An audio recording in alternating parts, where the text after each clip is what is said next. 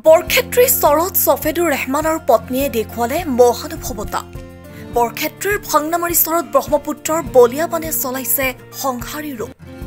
ব্ৰহ্মপুত্ৰৰ বাঢ়নী পানীৰ ফলত জলমগ্ন হৈ পৰিছে বৰক্ষেত্ৰীৰ ভাংনামাৰী চৰ। বানপানীৰ ফলত ওখ ঠাইত অস্থায়ী শিবিৰ স্থাপন কৰি গৰু মহ ছাগলীৰ সৈতে সহাৱস্থান কৰিছে বানপীড়িত পৰিয়ালসমূহে।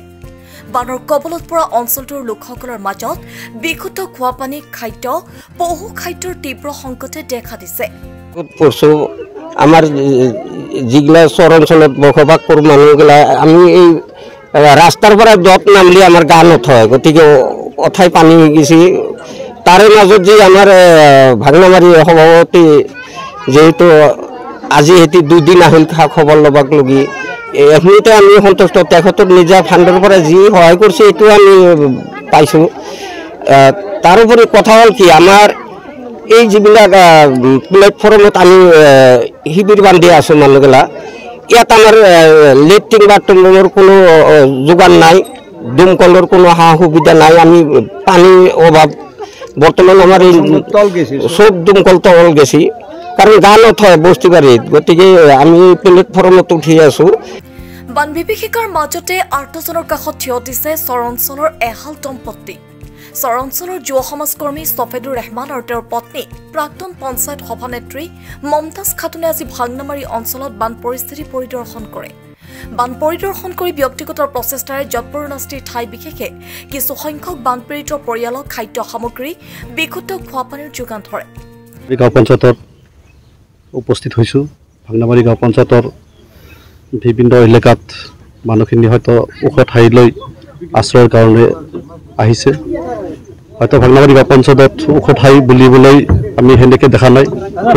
প্ৰায় ওখ ভেটিখিনি পানীৰ তলত ডুব গৈছে। হয়তো 2-4খন ওখ ভেটি আছে।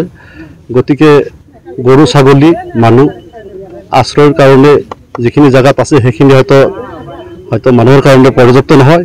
গতিকে গৰু ছাগলীবিলাক যেনেকৈ আছে, গৰু ছাগলীবিলাক খাদ্যৰ অভাৱত হয়তো ভুগিবলগীয়া হৈছে। গতিকে পশুধনৰ কাৰণে চৰকাৰৰ ফালৰ পৰা হয়তো আহাৰ যোগান ধৰিব বুলি মই অসম চৰকাৰক দাবী জনাইছোঁ।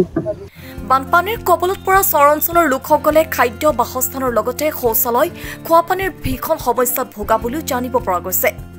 হাজাৰ হাজাৰ পৰিয়ালৰ এনে বিপদৰ মুহূৰ্তত চৰকাৰ তথা বিভাগীয় কৰ্তৃপক্ষক সহায়ৰ বাবে আহ্বান জনাইছে বানপীড়িত লোকসকলে। ইতিমধ্যে আমি আমাৰ ভাংনামাৰী গাঁও পঞ্চায়তৰ বিভিন্ন শিবিৰত আমি ঘূৰিলোঁ। তাতে আমি দেখা পালোঁ বহুত মানুহকে ধৰি জীৱ জন্তু গৰু ছাগলী বানপানীৰ কবলত পৰি বহুত কষ্টেৰে আছে।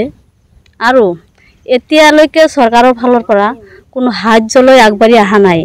গতিকে মই যিহেতু ভাংনামাৰীৰ প্ৰেচিডেণ্ট আছিলোঁ, সেয়েহে মই ব্যক্তিগত ধনেৰে যিখিনি মই সক্ষম হৈছে সেইখিনি লৈ ৰাইজৰ মাজত থিয় হৈছোঁ। এতিয়া মই এইখিনিতে অসম চৰকাৰক তথা আমাৰ মুখ্যমন্ত্ৰী হিমন্ত বিশ্ব শৰ্মাক অনুৰোধ জনাম, যাতে আমাৰ এই বানপানীৰ কবলত পৰা মানুহখিনিক অলপ হ'লেও অসম চৰকাৰৰ তৰফৰ পৰা আমাৰ সহায়ৰ হাত আগবঢ়ায়।